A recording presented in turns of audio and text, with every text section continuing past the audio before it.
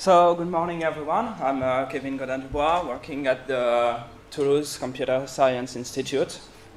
And I'm going to talk to you a bit about how we used the environment to drive the speciation process.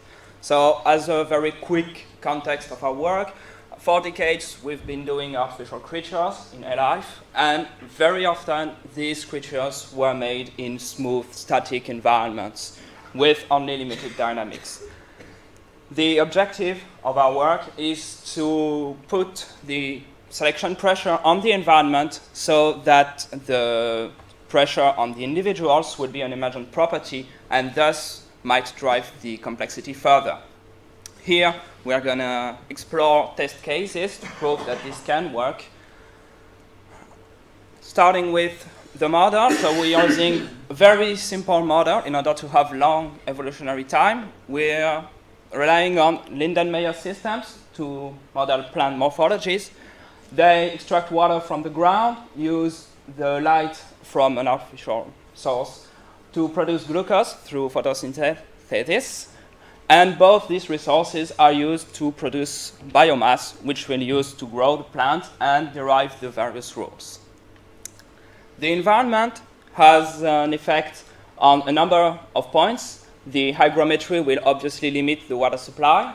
The temperature will also have an effect on the water ability, on the evapotranspiration, and on waste production. And finally, the altitude will limit the capacity for a plant to send seeds. They cannot send seeds upward, but they can send seeds at lower altitudes.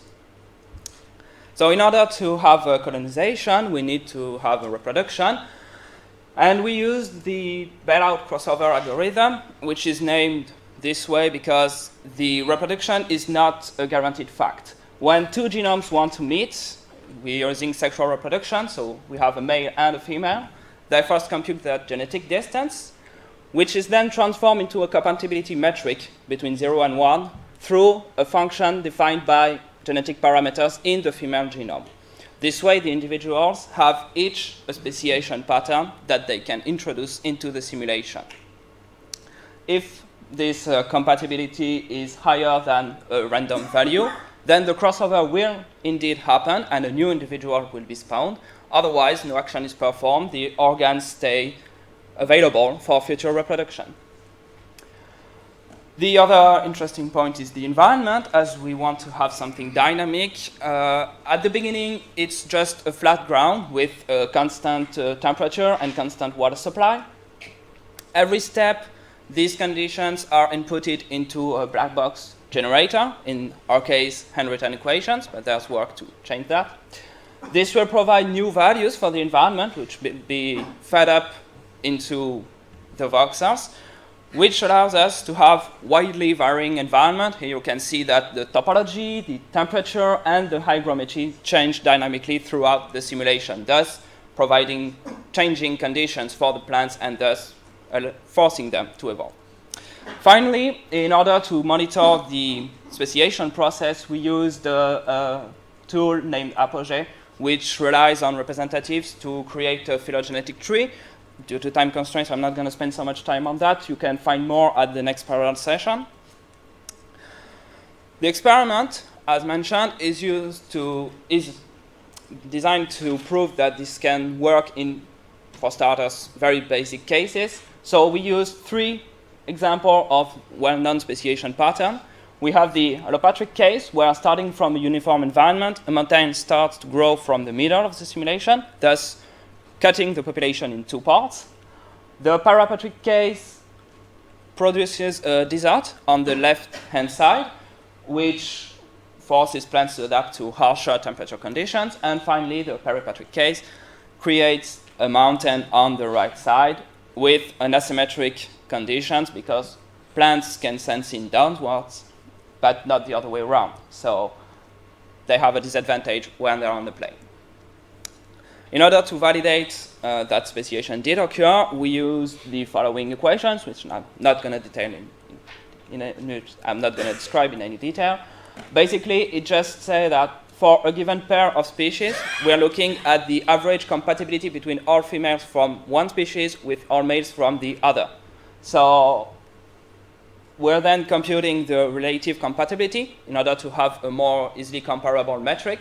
And basically, the idea is that if we have 100%, then the two species are equally as compatible with one another. If we have values below 100, then they are not compatible.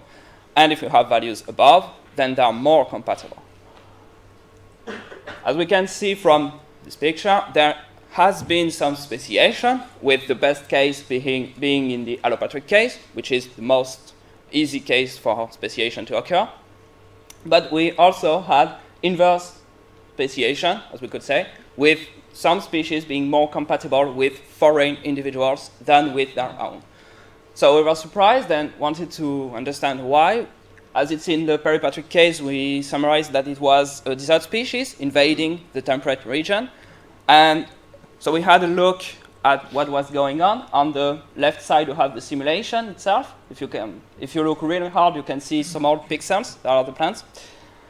On the top side, we have the species dynamics, which represent the range occupied by a given species at a given year.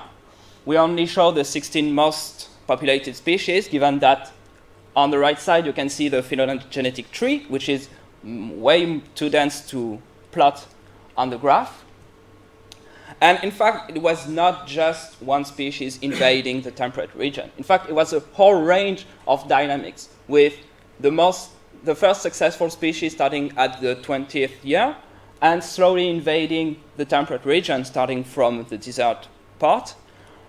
Then we have anagenesis. We have a broad range of competition in this part, which ends up with the domination of a single species, with the very slight incline here, hinting at possibly the same pattern reoccurring again and again.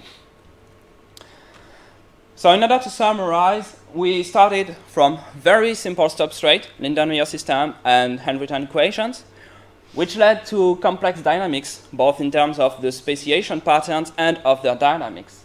And future work is focused on removing the handwritten part of this model and replacing it with an automated process, which will allow us to evolve the environment so that they produce more interesting plants, more interesting dynamics automatically.